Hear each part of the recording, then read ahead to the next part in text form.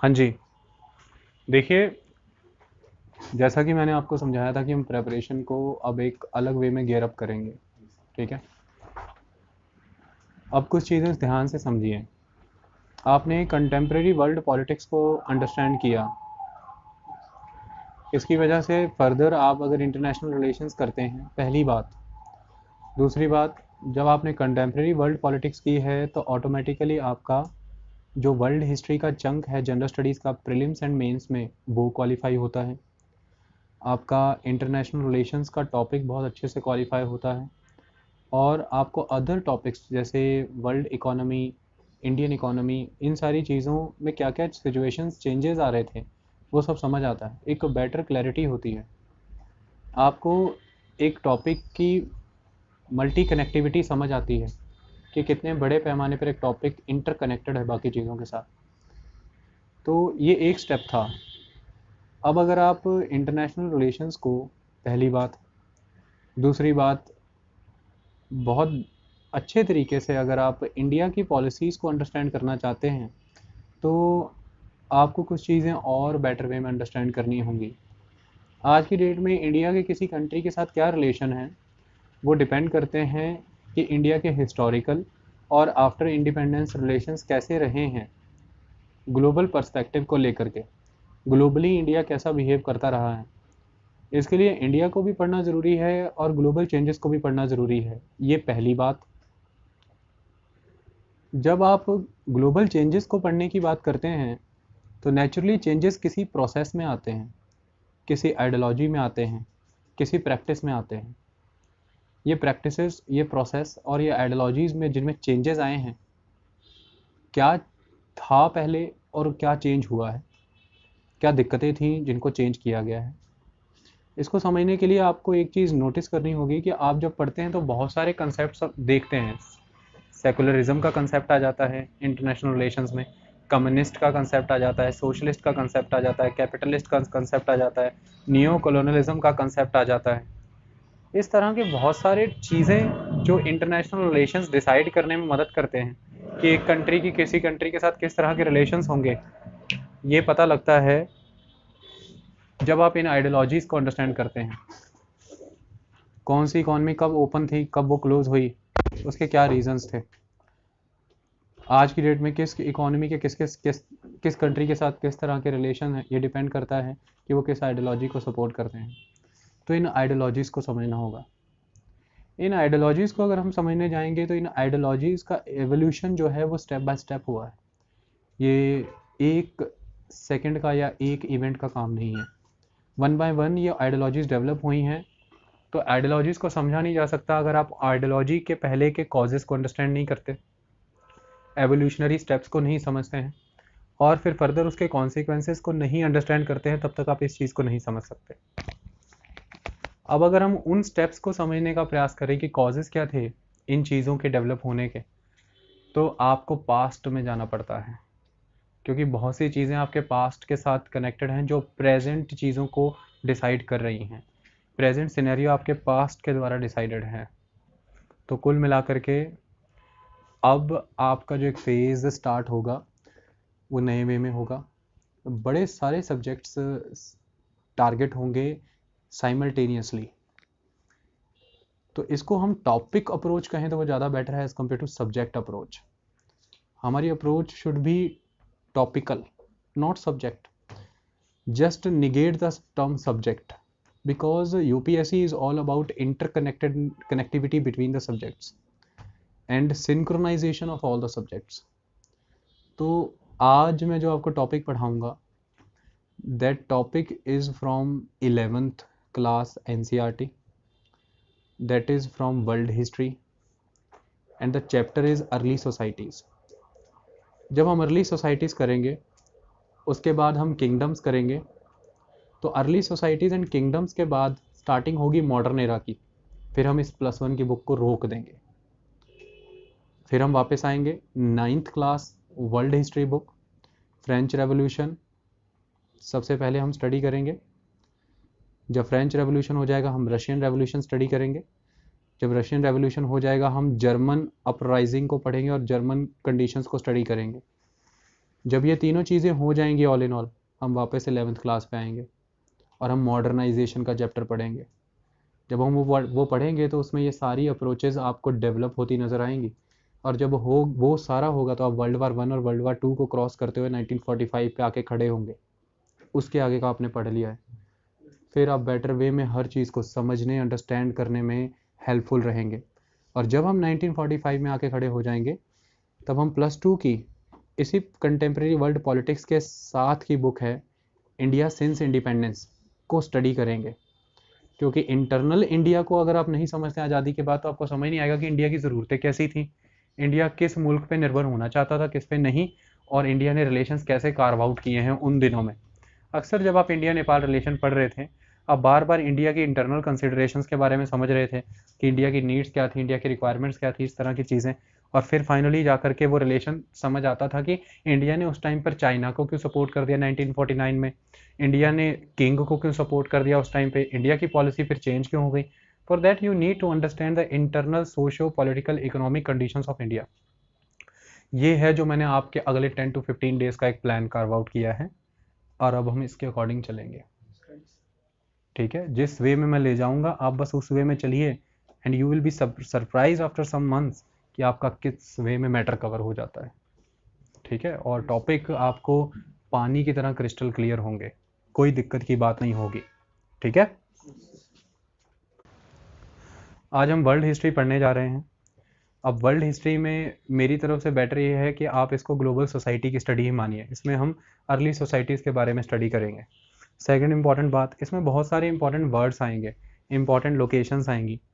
देखिए, आपको उस नज़रिए से इंडियन हिस्ट्री को पढ़ना है अगर आप प्रीलिम्स के क्वेश्चन टारगेट करना चाहते हैं। तो आपको वर्ल्ड हिस्ट्री में आ रही वो लोकेशंस, वो इंपॉर्टेंट एरियाज़ जो मैं हाईलाइट करूँगा, उसके अलावा वहाँ पर रट्टा मारने की ज़रूरत नहीं है, क्योंकि आपको वाइडर कंसेप्ट समझना है। वाइडर कंसेप्ट माने to support your thought you need to strengthen your concepts. तो उस एस्पेक्ट से आपको स्टडी करनी है। एक एक रिवर और एक एक जगह के नाम आपको लर्न नहीं करने हैं। ये क्लियर हुई बात? कंसेप्ट पे ज़्यादा फोकस करिएगा, तो आप कंफ्यूज हो जाएंगे डेट्स में, नेम्स में। ये हमको करना ही नहीं है, हमको कंसेप्ट समझना है। और कंसेप्ट समझ आ गया, आपका आंसर अपने आप ब्यूटीफुल हो जाएगा। और जो बहुत इंपॉर्टेंट बातें हैं, जो इंपॉर्टेंट जगह हैं, इंपॉर्टेंट रिवर्स, तो वो मैं खुद बता दूंगा और आपको पता लग जाएगा ये सर ने समझाया ही था, तो ये तो इम्पोर्टेंट है। डन है बात? आज जो हम चैप्टर पढ़ेंगे इसका नाम है अर्ली सोसाइटीज़। अर्ली सोसाइटीज़ के इस चैप्टर की 2 थीम्स हैं, और इस बुक का नाम ही है थीम्स ऑफ वर्ल्ड हिस्ट्री। ठीक है, तो अल्टीमेटली आप इसको एक थीम बेस्ड अप्रोच से स्टडी करते हैं। तो आज पहला चैप्टर है, लेकिन चैप्टर में 2 चैप्टर हैं, थीम 1 और थीम 2। थीम 1 आपको ये समझाता है कि ह्यूमन एग्जिस्टेंस में कैसे आया। अब ह्यूमन तो एग्जिस्टेंस में पास्ट में आ चुका था, आपने उसकी एग्जिस्टेंस फाइंड आउट कैसे की इस एज में रहते हुए। तो ह्यूमन हिस्ट्री को रिकंस्ट्रक्ट कैसे किया जाता है, कौन करते हैं, किन किन चीज़ों का इस्तेमाल किया जाता है, और फिर उनसे क्या क्या कंक्लूजन्स ड्रॉ की जाती हैं, इन सारी बातों को अंडरस्टैंड करने का हम प्रयास करेंगे। बहुत इंपॉर्टेंट क्वेश्चंस इसमें से निकल करके आएंगे जो आपको बड़े ही प्यार से समझ आ जाएंगे, सारे के सारे। क्लियर है जी? तो आज का पहला चैप्टर हमारा ह्यूमन एग्जिस्टेंस को स्टार्ट करके आज से लगभग 4-5 हज़ार साल पहले तक सेटल्ड एग्रीकल्चर हो करके बड़े टाउन्स बनने की एक शुरुआत हुई है, वहाँ पे रुक जाएगा। थीम 2 की स्टार्टिंग होगी बड़े टाउन्स के एग्लोमरेशन कैसे बिग किंगडम्स में बदलते हैं, और फिर बिग किंगडम्स कैसे ख़त्म हो करके न्यू वर्ल्ड को जन्म देती हैं उस पे। तो ये था आपका पूरा पहला चैप्टर। फिर सेकंड चैप्टर में आप पढ़ेंगे किंगडम्स। इनमें मैं आपको सारी किंगडम्स स्टडी कराऊंगा, आपको ग्रीक, आपको रोमन रिपब्लिकन, बाद में रोमन एम्पायर, आपको तुर्किश अरब एम्पायर, उसके बाद उसकी डिफरेंट ब्रांचेस, फिर तुर्किश एम्पायर, ऑटोमन एम्पायर, उसके बाद मंगोलियन एम्पायर, ये सारे एम्पायर जो आप आज तक सुनते आए हैं, ये सारे आप इसमें स्टडी कर लोगे, आपको सारी कहानी समझ आ जाएगी।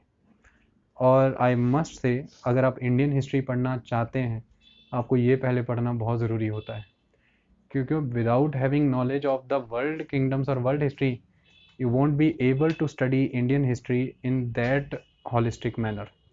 क्योंकि फिर आपको पता ही नहीं चलेगा हु आर द मंगोल्स जो आना चाहते हैं, who are the central Asian tribes जो इन्वेड करना चाहती हैं, what are the reasons why they wanted to invade in India. So to solve so many mysteries in Indian history, you need to study world history. Now that is the charm. और ऐसा करते हुए हम इसको single approach के साथ नहीं करेंगे। मेरा जो भी टॉपिक रहेगा मॉडर्न एरा में आने के बाद चेंज हो जाएगा। कैसे? मॉडर्न एरा में आने के बाद हम उसका एनसीईआरटी से तो अप्रोच करेंगे, लेकिन उसमें अर्जुन देव की और अदर इम्पॉर्टेंट हिस्टोरियंस की वर्ल्ड हिस्ट्री की बुक की नॉलेज मेरे लेक्चर के थ्रू ही आएगी। लेक्चर कवर एनसीईआरटी से हो रहा होगा, लेकिन उसमें कंटेंट सब आ जाएगा, तो पता ही नहीं लगेगा कि वर्ल्ड हिस्ट्री भी कब हो गई है, टॉपिक भी कब हो गए हैं, और ऑल इन ऑल मैटर काफ़ी बड़े पैमाने पर कवर हो गया है। तो इस एस्पेक्ट से हम चीज़ों को अब कवर करेंगे। मेरे हिसाब से बात क्लियर आ गई? ठीक है। हाँ जी, हमारा आज का जो लेक्चर है वो क्लास 11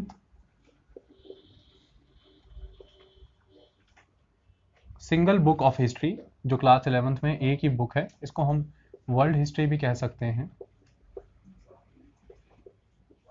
और या फिर आप इसको कह दीजिए themes in world history,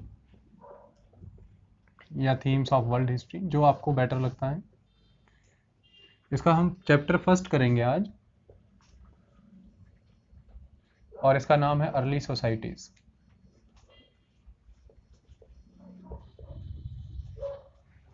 early societies नाम सोसाइटी दिया है, हो सकता है जिस चैप्टर की शुरुआत हम करने जा रहे हैं वो सोसाइटी ना भी हो। इसके दो एस्पेक्ट्स हैं, थीम 1 और थीम 2 इस चैप्टर के। Theme 1, theme 2। हम थीम 1 को आज स्टडी करेंगे। इसका नाम है evolution of human. Evolution of human, ये टॉपिक है हमारा आज का। अगर हम टॉपिक को स्टार्ट करें, एवोल्यूशन ऑफ ह्यूमन, देखिए हिस्ट्री एक सब्जेक्ट है जिसका बाइफर्केशन अगर आप सिंपल लैंग्वेज में करें तो हिस्ट्री को आप इस तरह से भी लिख सकते हैं, इट इज़ हिज स्टोरी। तो हिज यहाँ पर मैन है, it is a story of man, और मैन यहाँ पे दोनों हैं, वुमेन एंड मैन। ये डिविजन्स बाद में क्रिएट हुई हैं, पहले मैन ही कहा जाता था, पौरुष ही होता था सिर्फ। मैन मने civilized, anybody who is civilized that is man. तो अल्टीमेटली आप हिज की स्टडी कर रहे हैं यहाँ पर, यानी कि एवोल्यूशन ऑफ ह्यूमन। तो एवोल्यूशन ऑफ ह्यूमन को आपको अंडरस्टैंड करना है। अब नेचुरल सी बात है, the subject matter is history, तो आप स्टडी कैसे कर सकते हैं? सबसे पहली बात, आप पास्ट को पढ़ने के लिए हिस्ट्री पढ़ते हैं, डन है जी। लेकिन हिस्ट्री तैयार करने के लिए आप क्या पढ़ते हैं? आप पास्ट को पढ़ने के लिए हिस्ट्री पढ़ते हैं, इन हिस्ट्री को तैयार करने के लिए क्या पढ़ते हैं? पास्ट। आप पास्ट को कैसे पढ़ते हैं? बात समझ में आई कुछ? आप पास्ट को स्टडी करने के लिए हिस्ट्री पढ़ते हैं, हिस्ट्री भी तो तैयार ही की होती है, इसको तैयार करने के लिए आप क्या पढ़ते हैं? पास्ट। तो पास्ट कैसे पढ़ा जाता है? अलग अलग स्टडीज़ होती हैं पास्ट की। अगर आप देखें तो आप मोस्टली शुरुआत से अगर हम स्टार्टिंग करते हैं तो आप रिमेन्स की स्टडी करते हैं। रिमेन्स, जो अवशेष बचे रहते हैं, ये रिमेन्स डिफरेंट फॉर्म में एग्जिस्ट करते हैं। जैसे आप एनिमल्स को स्टडी करते हैं, एनिमल्स को आप कैसे स्टडी करते हैं? इसमें बहुत सारी चीज़ें आ जाएंगी।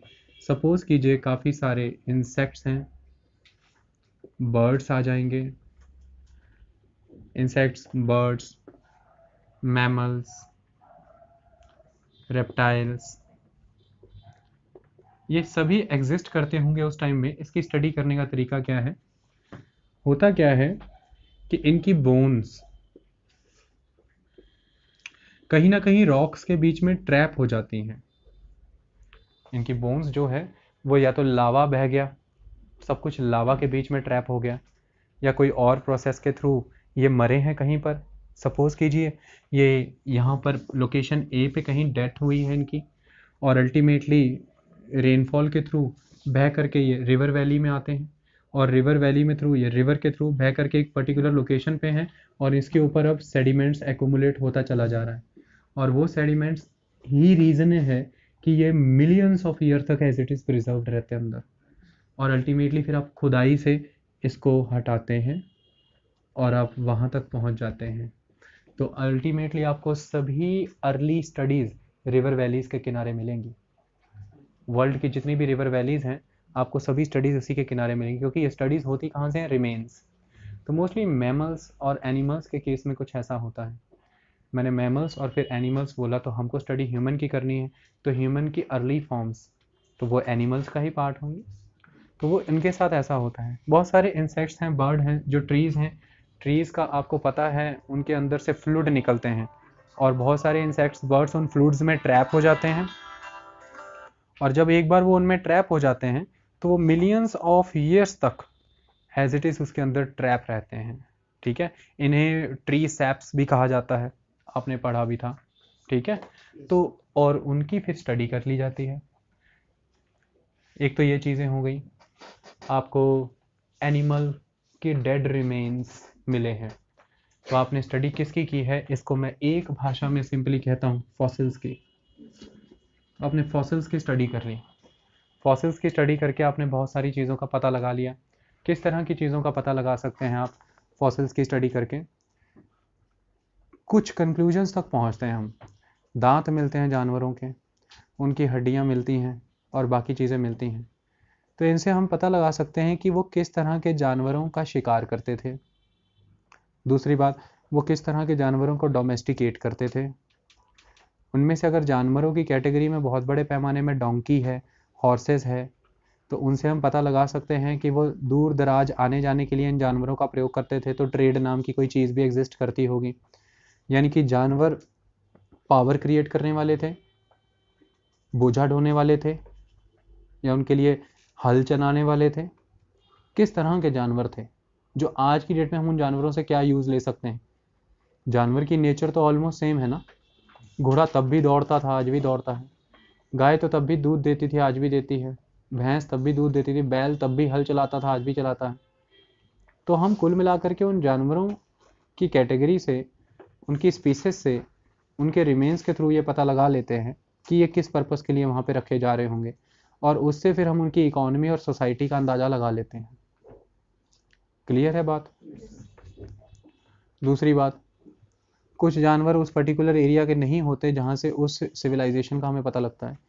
उन ह्यूमंस के रिमेन्स हमें मिलते हैं, और जोग्राफिकली, क्लाइमेटिकली कुछ जानवर वहाँ के नहीं होते हैं, कहीं और के होते हैं। तो यहाँ से हम कुछ कंक्लूजन्स तक पहुँच सकते हैं कि उनकी इंटरेक्शंस अदर वर्ल्ड के साथ भी थी, अदर कंट्रीज़ के साथ भी थी, पहली बात।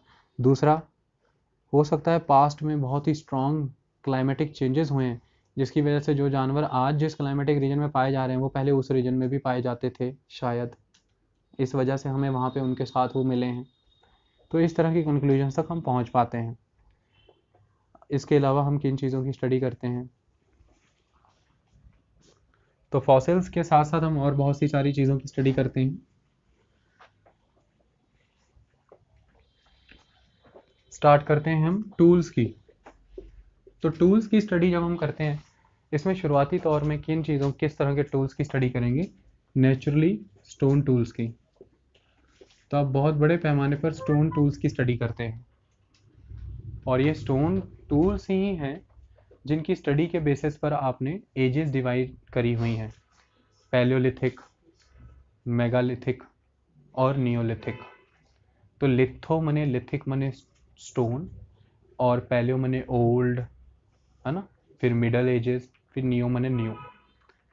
तो टूल्स की स्टडी से आपको क्या पता चलता है? टूल्स की स्टडी से पता लगते हैं आपको उनके इकोनॉमिक स्ट्रक्चर, कि क्या वो हंटर थे, शिकारी थे, या वो गैदरर थे। पहली चीज़ ये पता लगती है। दूसरी बात, टेक्नोलॉजिकल एडवांसमेंट का पता लगता है कि टेक्नोलॉजी का लेवल क्या था उनका। टूल्स आप देखेंगे तो ओल्ड एज से न्यू एज की तरफ बहुत ही प्रिसाइज्ड और बहुत ही एज्ड और बहुत ही रिफाइंड कैटेगरी के टूल्स होंगे, जिनका size day by day reduce करता चला जाएगा और वो बहुत तेज़ी से धारदार, तीखे, नुकीले और बहुत बड़े पैमाने पर दूर जाके मार करने वाले हो जाएंगे। हाथ में पकड़ के किए जाने वाले टूल्स से ज़्यादा दूर तक मार करने वाले टूल्स का प्रयोग होना शुरू हो जाएगा। यानी कि शिकार करने में उनका क्वालिटी पहले से और ज़्यादा डेवलप है और उनकी रीच बहुत बड़े पैमाने पर पहुंच चुकी है। स्टोन से हमें, ये तो टूल्स हो गया ना, तो डन है। फिर इसके बाद और कई चीज़ें हैं। टूल्स के बाद हम बात करते हैं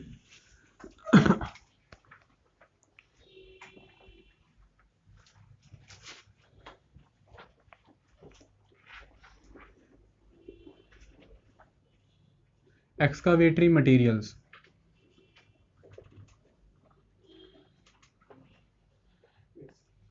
एक्सकावेटरी मटेरियल्स एक्सकावेटरी मटेरियल्स एक्सकावेटरी मटेरियल्स में आपको बहुत कुछ मिलता है, जिसमें से कुछ इंपॉर्टेंट चीज़ें मैं आपको बता देता हूँ।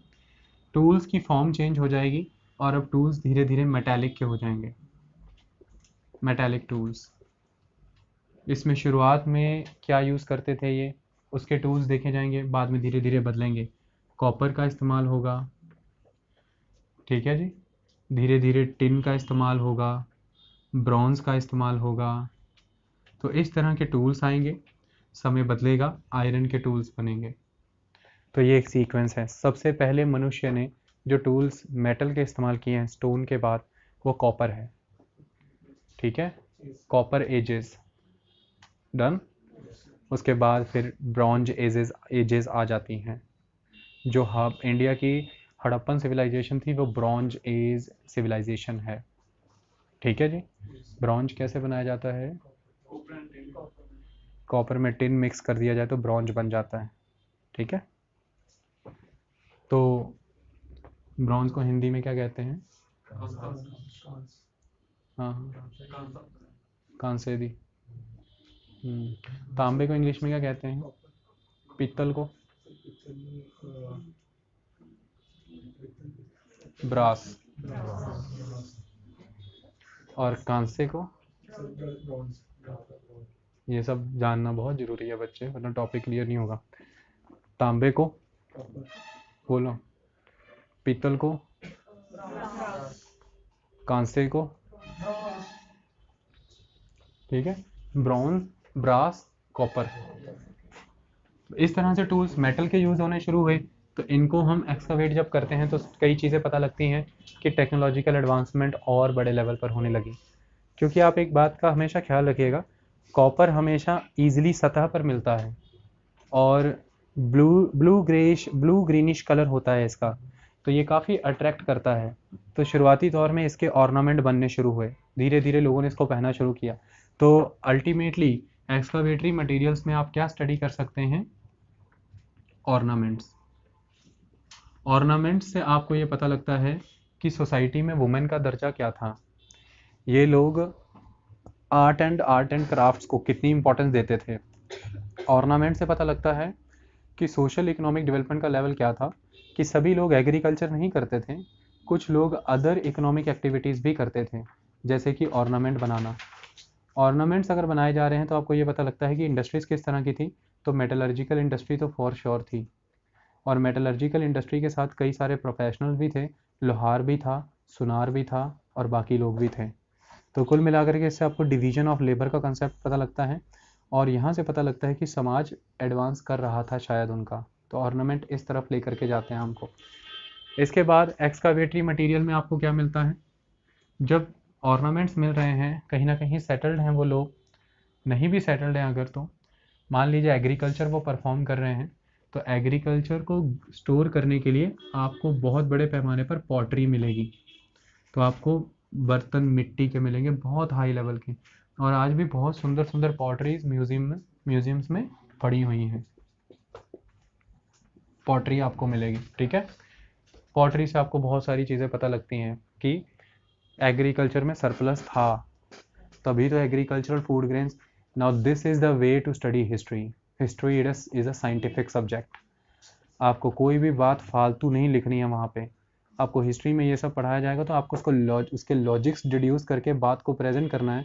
मतलब आपकी हर लाइन में पीछे सपोर्ट करता हुआ एक तथ्य होना चाहिए, फैक्ट। इसलिए कहा जाता था कि हिस्ट्री में ये डेट्स हैं, वो कभी टीचर ने समझाया ही नहीं कि डेट क्यों याद करनी होती है। वो डेट के पर्टिकुलर रीज़न होते हैं कि वो डेट उस डेट पे ही क्यों थी, उसके कारण होते हैं। उससे 20 साल पहले और 20 साल बाद वो माहौल क्यों नहीं था। 1526 में ही बाबर भारत में क्यों घुस पाया, 1500 में या 1546 में क्यों नहीं घुस पाया। इसलिए 1526 का पानीपत का युद्ध इंपॉर्टेंट है। अब बच्चा ये कहेगी कि डेट डेट डेट, तो डेट डेट की बात नहीं है, डेट पे डेट क्यों है ये समझना जरूरी है। ठीक है, तो ये कंसेप्ट है हिस्ट्री को स्टडी करने का। तो कुल मिलाकर के पॉटरी का इस्तेमाल हो रहा है। इसको अंदाज़ा लगाया जा सकता है कि शायद कहीं ना कहीं बहुत बड़े पैमाने पर फूड ग्रेन स्टोर करने के लिए रखा जाता था। अब यहाँ से ये पता लगता है कि फूड ग्रेन अगर स्टोर हो रही है तो सोसाइटी में इकोनॉमिक प्रोडक्शन सरप्लस थी। इकोनॉमिक प्रोडक्शन अगर सरप्लस थी तो सोसाइटी के पास एक स्कोप था कि वो अदर एक्टिविटीज़ में भी खुद को डिवाइड कर सकते हैं। समाज का एक बहुत बड़ा वर्ग अलग दूसरी एक्टिविटीज़ भी कर सकता है, पहली बात। दूसरी बात, बहुत सारे पॉटर प्रोडक्ट्स जो हैं ये आपको पाए जाते हैं मरे हुए शरीर के साथ, दफनाए हुए, और उसमें बड़े सारे आभूषण और उस इंसान की ज़रूरत की बहुत सारी चीज़ें जो उसके ज़िंदा रहते हुए उसको इस्तेमाल करता होगा वो पाई जाती हैं, जिससे ये पता लगता है कि ये नए जन्म और पुनर्जन्म के कंसेप्ट में बिलीव करते थे। उसके साथ उसकी इस्तेमाल की सारी चीज़ें दफना देते थे जो उसे अगले जन्म में शायद इस्तेमाल या फिर अलग वर्ल्ड में जहाँ वो अब गया है वहाँ पे बिलीव होंगी। तो यहाँ से पता लगता है कि सुपरस्टिशन का जन्म हुआ है, और सुपरस्टिशन का जन्म अगर है तो कहीं ना कहीं धर्म, कुछ ना कुछ रिलीजन या कल्चर भी रहा होगा। तो इस तरह की चीज़ें पता लगती हैं। पॉटर जो होते हैं, जो इस तरह के कंटेनर्स होते हैं, इनके ऊपर बड़ी सारी चित्रकलाएं की होती हैं और समय समय पर रंगों का प्रयोग होता है। शुरुआती तौर पर बहुत ही बेसिक कलर का इस्तेमाल होता है। चूना पाया जाता है कहीं ना कहीं और चूने का लेप कर दिया जाता है बर्तनों के ऊपर। अक्सर यूपी बिहार आज भी जाएंगे तो घरों में या कहीं पर भी मिट्टी का घर या कोई घर देखेंगे उस पर इस तरह से एक बेल बनाई होगी चूने से, और उसके ऊपर एक और सांप सीढ़ी बना दी जाएगी। कुछ ना कुछ बर्तनों के ऊपर कोई ना कोई आर्ट एंड कला की होगी। तो चूने वाले यानी कि गेरुआ रंग के इस तरह हिंदी में इन्हें चित्रित धूसर मृदभांड कहा जाता था, जो मैं आपको बता रहा हूँ। ठीक है, जो आप शब्द आगे आने वाले में पढ़ेंगे। तो इस तरह के चीज़ों से हम क्या पता लगा पाते हैं, कलर चेंज होंगे। पहले आप बहुत ही बेयर कलर्स का इस्तेमाल करोगे जो डायरेक्टली सॉइल से या डायरेक्टली आपको वैसे मिलते हैं। धीरे धीरे आप उनके ऊपर लस्टर महसूस करने लगेंगे, शाइनिंग आने लग जाएगी, पॉलिश्ड वेयर आने लग जाएंगे, रेड कलर होने लग जाएगा, धीरे धीरे उसमें ब्लैक कलर इंड्यूस हो जाएगा। तो यहाँ से पता लग रहा है कि इन्हें कलर्स की नॉलेज होने लगी थी और धीरे धीरे ट्रिग्नोमेट्री और बाकी कलाओं को सीखने लगे थे। कहीं पे स्क्वायर बने होंगे, कहीं पे सर्कल्स बने होंगे, कहीं पे ट्राइंगल्स बने होंगे। इन सारी चीज़ों का महत्व आपको समझ आता है इन बर्तनों से। और सबसे बड़ी बात, जब बहुत बड़े पैमाने पर आप पॉटरी देखेंगे तो आप ये अंदाज़ा लगा पाएंगे कि पॉटर व्हील आ चुका था शायद। और पॉटर व्हील आ चुका है तो मैंने व्हील का इस्तेमाल करना इन्होंने शुरू कर दिया था। हाँ, ये बात शायद सही है कि व्हील का इस्तेमाल अभी चलने फिरने के लिए नहीं, सिर्फ बर्तन बनाने के लिए हुआ था। शायद कहीं ना कहीं यही व्हील बाद में इस्तेमाल कर लिया गया है बग्गियों के लिए और घोड़े गाड़ियों के लिए। लेकिन व्हील तो आ चुका था, और व्हील का आना मनुष्य के इतिहास की एक बहुत बड़ी टेक्नोलॉजिकल डेवलपमेंट है। आपको जब आप ये मिट्टी के बर्तन देखेंगे बहुत बड़े पैमाने पर आपको पता लगेगा कि ये पक्की मिट्टी से बने हुए हैं। मतलब मिट्टी को जलाने की कला भी इनको आती थी, बर्तन को जलाने का भी ढंग इन्हें पता था, जिसकी वजह से पता लगता है कि आग के कितने सारे प्रयोग हो सकते हैं। वो ये जानते थे कि फायर को किस किस वे में यूटिलाइज किया जा सकता है। तो you can conclude so many things. ठीक है, इसके बाद जब आप इसी स्टडी में आगे बढ़ेंगे, आप एक स्टडी करते हैं, उसे हम कहते हैं न्यूमिस्मैटिक स्टडी ऑफ कॉइन्स। अब कॉइन्स को स्टडी करते हैं। कॉइन्स की स्टडी आपको बहुत सारी चीज़ें बताती हैं। मोस्टली कॉइन से आपको किंगडम्स का पता लगता है, रूलर की नॉलेज मिलती है, इकोनॉमी का लेवल पता लगता है कि कोई करेंसी सिस्टम यहाँ पर एस्टेब्लिश हो चुका था और प्रोसेस उसके तहत चल रहा था। बार्टर सिस्टम कहीं ना कहीं ख़त्म हो रहा था, सामान के बदले सामान देने वाला, और कहीं ना कहीं अर्थव्यवस्था जो है वो तेज़ी से आगे बढ़ रही थी, इसलिए करेंसी की ज़रूरत पड़नी शुरू हो गई थी। यानी कि ट्रेड एंड एक्सचेंज बल्क में होने लगा था, जो बार्टर के थ्रू नहीं हो सकता, और ट्रेड एंड एक्सचेंज इस तरह की कमोडिटीज़ में होने लगा था जिनको ज़्यादा दूरी का ज़्यादा डिस्टेंस तय करना होता है और जो इतने डिस्टेंस के दौरान खराब हो सकती हैं। तो कुल मिला के इसमें बार्टर सिस्टम का कंसेप्ट नहीं अपनाया जा सकता, आपको करेंसी के अकॉर्डिंग ही ट्रेड करना होगा। तो ये सारी जानकारियाँ आपको करेंसी सिस्टम के थ्रू मिलती हैं न्यूमिस्मेटिक्स की स्टडी करके। इसके बाद आपको क्या मिलते हैं,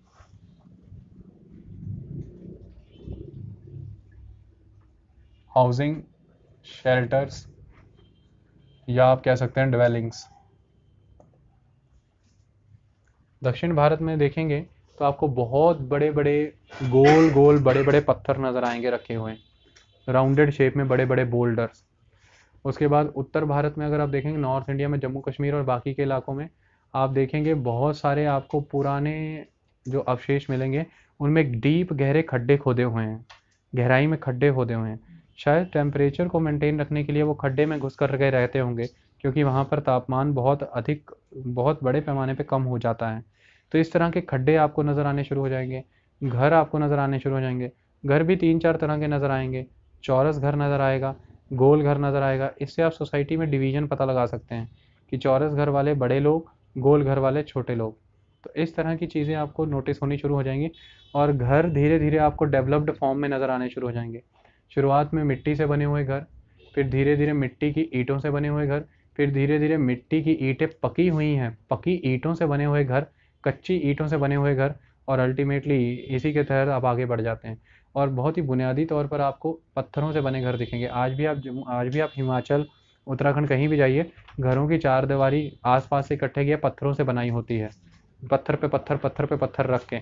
तो कुल मिला के इस तरह से आप डेवलपमेंट का पता लगाते हैं कि पहले गेम मिट्टी से चली, फिर मिट्टी के इर्द गिर्द पत्थरों का घेरा बनाया गया, फिर धीरे धीरे मिट्टी से कच्ची ईंटें बनाई गई धूप में सुखा करके, फिर धीरे धीरे मिट्टी से कच्ची ईंटें बना करके किल्न में डाली गई, यानी कि भट्ठी में डाली गई और उसे पकाया गया और फिर उससे घर बनाए गए। तो इससे आप एक विकास का पता लगा पाते हैं कि किस तरह का साइंटिफिक डेवलपमेंट हुआ है और किस तरह से ये एक एवोल्यूशनरी फेज से एक सेटल्ड सोसाइटी की तरफ बढ़ रहे थे।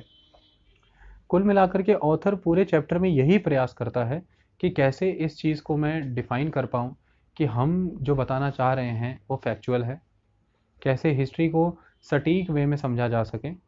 उसके लिए वो इन सारी चीज़ों का प्रयोग करता है जो मैंने आपसे अभी डिस्कस किए हैं। इनके बेसिस पर गेम आगे बढ़ती है।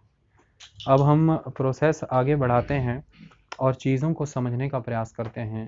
You will enjoy thoroughly, and if नहीं अगर नहीं करते हो तो भी आप बहुत इन्जॉय करोगे। और अब पता है आप इतना इन्जॉय क्यों कर। देखिए, जब हम बात करते हैं कि एवोल्यूशन की, तो बहुत सारे ऐसे सालों का इस्तेमाल होगा जो साल आपको सुनने में शायद अजीब लगेंगे। तो चलिए मैं आपको एक टर्म देता हूँ छोटी सी, बुक में ऐसे लिखी होगी MYA। तो क्या हो सकता है इसका फुल फॉर्म, और ऐसे लिखा होगा 6MYA। तो आपको वो कहेंगे कि आपको 6MYA से लेकर के 1 BCE तक की हम नॉलेज दे रहे हैं। तो 6MYA से 1 BCE तक की।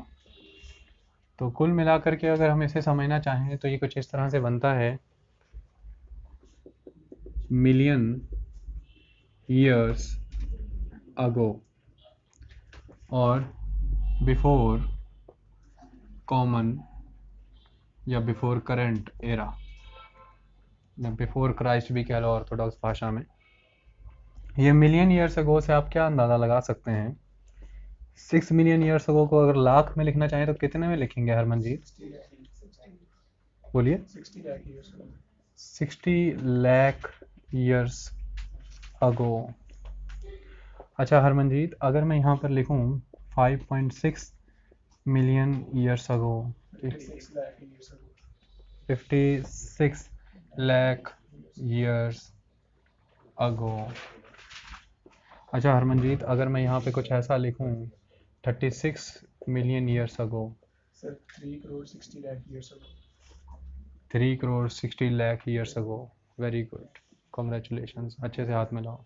जरूर। तो दिस इज़ गुड थिंग। क्या सभी को ये बात समझ में आई? जिसको नहीं आई प्लीज़ बताएं, हम समझाएंगे, दोबारा समझाएंगे। Harmanjeet, yes sir. इन्हें बताइए कि हमने 6 मिलियन ईयर्स अगो को 60 लाख साल क्यों लिखा? सिंपल 1 मिलियन को 10 लाख में हम काउंट करते हैं, ठीक है। तो 6 मिलियन कहने का मतलब 6 मल्टीप्लाई बाय 10 लाख, तो 60 लाख बन गया। अब वैसे ही 5.6 आराम से, पहले ये हो गया ना, 60 लाख ईयर्स पता लग गए, 60 लाख साल। 5.6 मिलियन ईयर्स अगो को बताइए। 5.6 को 10 से गुना कर दो 10 लाख से, तो 56 लाख ही के साल बन गए, ठीक 56 है। लाख साल, ये 56 लाख ईयर्स बन गया। ये 36 मिलियन ईयर्स अगो को जो आपने बताया ये फिगर, उसके हाँ। साथ रिलेट करिए। अब 36 मिलियन 36 मिलियन ईयर्स को, तो 36 को 10 लाख से गुना करो। अगर 36 को 10 लाख से गुना करते हैं तो 30 गुना 10 लाख 3 करोड़। उसके बाद बना 6 बचा, 6 को गुना किया 10 लाख से, तो क्या बना 7 लाख। तो 3 करोड़ 60 लाख साल पहले। समझ आई बात? इस तरह से ज़िंदगी चलती है बेटा। अब यहाँ पे कहीं 36 को 10 से गुना करके 36 लाख मत कर देना, क्योंकि 36 भी है ना, तो फॉर्मूला वो भी चल रहा है ना। तो जैसे 9 तक तो आते हो तो 9 इंटू 10 करते हो तो 90 लाख बनता है, लेकिन 10 तक आते ही एक जीरो अलग जुड़ जाता है ना, जुड़ता है कि नहीं? तो उसके बाद से जीरो की कहानी बदल जाती है। वो सुना होगा ना, 1, 10, 100, 1000 का एक कंसेप्ट होता है। तो चूंकि उसमें हम नहीं जाना चाहते हैं, डेसिमल सिस्टम कहा जाता है उसको, सीधी भाषा में समझाया आपको उन्होंने, ठीक है। So beautiful. ये समझ आया आप लोगों को? तो ये 3 डेट्स मैंने आपको बताई है ना, ये द ब्यूटीफुल डेट्स। अब इन्हीं पे फोकस करना, क्यों है ये डेट्स ब्यूटीफुल।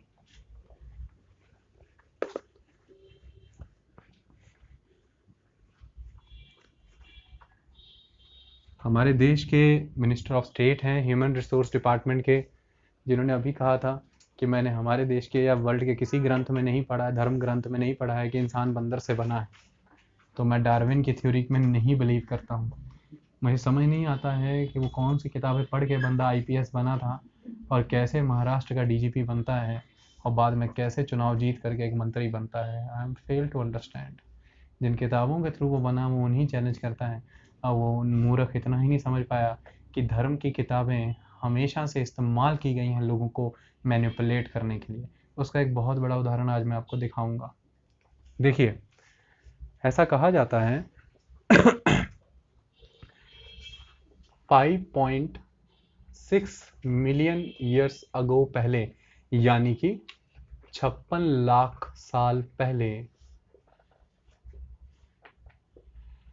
जो ह्यूमन है उसकी अर्लीस्ट फॉर्म एग्जिस्ट की थी। 56 लाख साल पहले ह्यूमन की अर्लीस्ट फॉर्म एग्जिस्ट की थी। मैंने कहा अर्लीस्ट फॉर्म एग्जिस्ट की थी, और उसका नाम क्या है? ऑस्ट्रेलोपिथेकस। ये अब बहुत सारे इंपॉर्टेंट क्वेश्चन हैं जो प्री के हिसाब से हैं। ऑस्ट्रेलोपिथेकस पे क्वेश्चन बहुत आता है।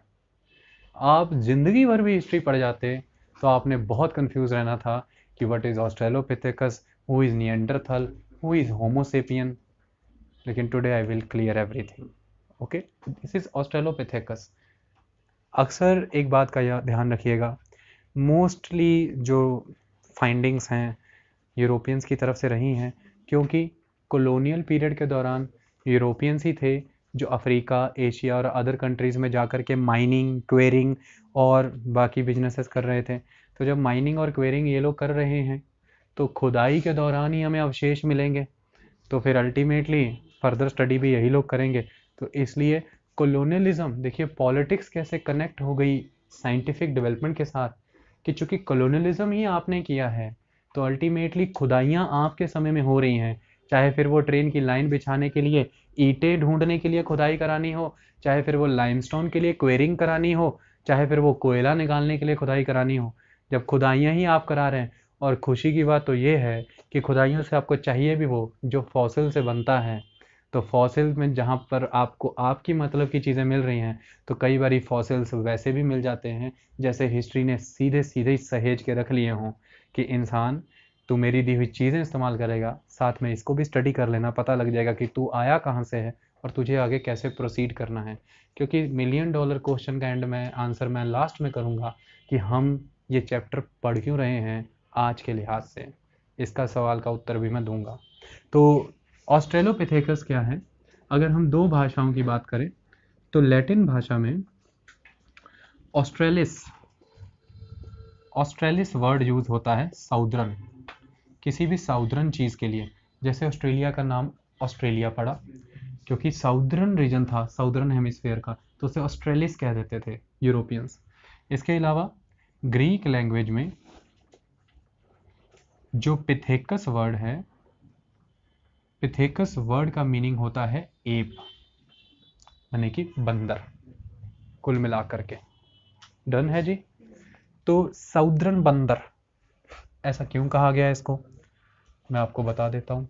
दक्षिण का बंदर या दक्षिणी बंदर, आज ह्यूमन जिस तरह के एप से या जिस तरह के मॉन्कीज आप कह सकते हैं जिनसे बना है, मोस्टली वो रिजेंबल करता है जैसे अफ्रीका में पाए जाते हैं।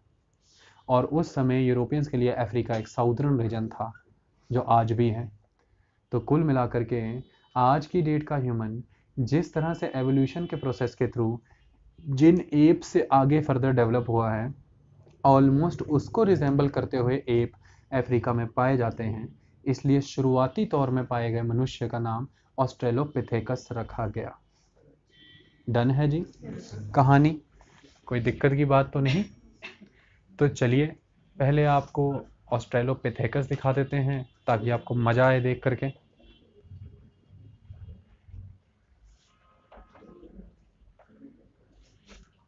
सब्सिडी आ के बैलेंस बढ़ता रहता है। फालतू बातें नहीं करनी चाहिए।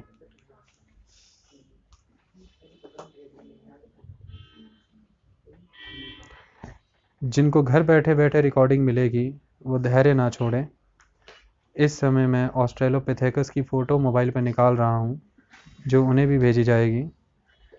साहस रखें, धैर्य रखें, बहुत जल्द ही लेक्चर आगे बढ़ेगा और उन्हें बहुत अच्छी अच्छी बातें आगे सुनने को मिलेंगी। सबसे इम्पोर्टेंट चीज़ है जीवन में धैर्य और साहस रखना। मेरे ख्याल से नेहा इस बात को समझ चुकी होगी और अमराज को भी मज़ा आएगा। अर्शप्रीत की तबीयत भी ये सब सुन के सुधरेगी। ये ऑस्ट्रेलोपिथेकस थे, ठीक है जी।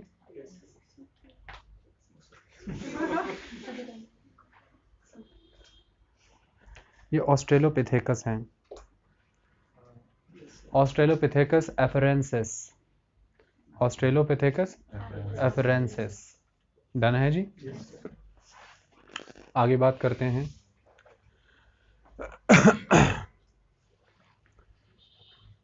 5.6 मिलियन ईयर्स अगो कि इसके एग्जिस्टेंस के प्रमाण मिलते हैं अर्लीस्ट। प्रश्न उठता है कहां से मिलते हैं? Answer is Africa. प्रश्न उठता है कहां पर? East Africa. प्रश्न उठता है कौन से राज्यों में? लाइन में 3 एरियाज आएंगे। लाइन में इथोपिया, नीचे उसके कीनिया, उसके नीचे तंजानिया, यहाँ पे मिलते हैं। अफ्रीका का मैप देख लीजिएगा, इथोपिया, कीनिया, तंजानिया क्यों मिलते हैं? The million dollar question is, यहाँ से गुजरती है the famous rift valley of world और the famous rift valley of Africa. This is the zone of the rift valley. तो इसी रिफ्ट वैली में डिफरेंट लोकेशन पर ये पाए जाते हैं, जिसमें से इथोपिया की हदर नाम की जगह बहुत इंपॉर्टेंट है जहाँ पर ये पाए जाते हैं। डन है जी। तो due on the rift valley zone. इतनी बात क्लियर है जी। आगे बढ़ते हैं। तो अगर आपसे कोई पूछ ले, कोई क्वेश्चन आ जाए 2012 छत्तीसगढ़ पीसीएस का क्वेश्चन है, क्रेडल ऑफ ह्यूमन बीइंग कौन सी कंट्री है? Cradle of human being, that is Africa. Africa. ठीक है,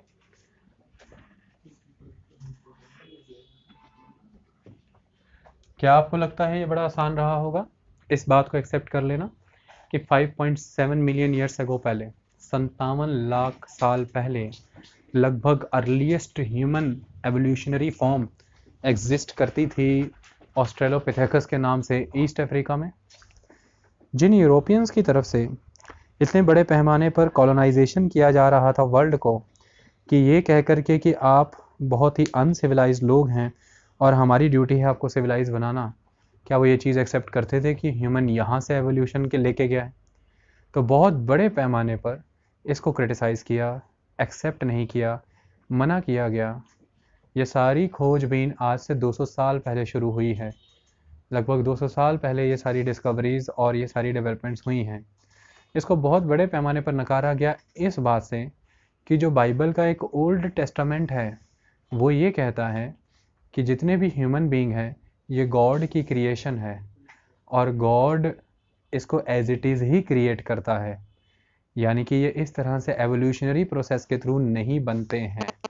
तो ये एक बहुत बड़ी प्रॉब्लमेटिक बात है जिसे वो कभी भी मानना नहीं चाहते थे, क्योंकि अगर वो इस चीज़ को मानते हैं तो कहीं ना कहीं गॉड का एवोल्यूशन भी तो इसी वे में होगा, और ये वो बर्दाश्त कर नहीं सकता कोई भी कि हमारा गॉड भी ऐसे ही डेवलप होता है। तो द कंसेप्ट इज़, अगर हम एवोल्यूशनरी प्रोसेस को मान लें तो फिर बाकी सारी चीज़ें तो झुटलाई जाएंगी कि कैसे भगवान ने मनुष्य बना दिया।